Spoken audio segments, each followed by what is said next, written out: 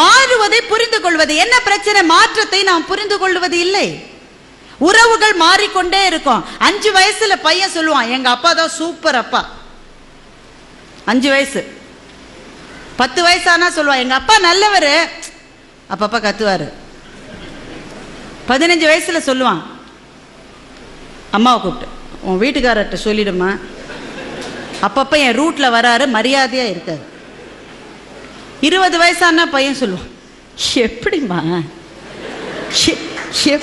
இந்த ஆளை போய் நீ கல்யாணம் பண்ணிட்ட? அப்படின்னா பையனுக்கு 20 வயசுன்னு அர்த்தம். 30 வயசானா பையன் சொல்றான், சார் நான் எங்க அப்பாவோட பேசுறது இல்லை சார், நான் என்ன செஞ்சாலும் தப்புங்கிறார் சார், அவரோட நான் பேசுறது. அப்படின்னா பையனுக்கு எவ்வளவு வயசு? 30 வயசு. அதே பையனுக்கு 40 வயசு ஆயிடுச்சுன்னா அவனுக்கே அப்ப குழந்தைகள் இருக்கும். அப்ப சொல்லுவான், எங்க அப்பா கத்திக்கிட்டே தான் இருப்பாரு, ஆனா பாவம் நல்லவருன்னா அவனுக்கு 40 வயசு ஆயிடுச்சுன்னு அர்த்தம்.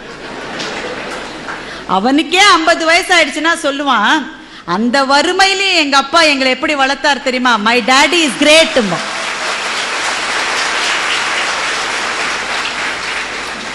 எங்க அப்பா கிரேட்னு 5 வயசுல சொன்னது சார், திரும்பி வரதுக்கு 45 வருஷம் ஆயிருக்கு பாருங்க.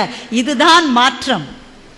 இந்த மாற்றம் உறவுகளில் உண்டு, நட்பிலே உண்டு, வாழ்க்கையின் செல்வ நிலைகளிலே உண்டு. எல்லாத்திலையும் மாற்றம் வரும். எந்த மாற்றம் வந்தாலும் நான் தொடர்ந்து பயணிப்பேன் யார் நிற்கிறார்களோ அவர்களுக்கு சோர்வு வருவதில்லை.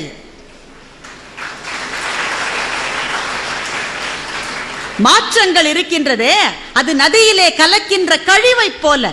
எந்த கழிவு கலந்தாலும் ஓடிக்கொண்டிருக்கிற வரைதான் நதி. கழிவு கலந்துட்டாங்களேன்னு அது நின்று போச்சுன்னா நாற்றம் பிடித்த குட்டையாகி விடும் அது.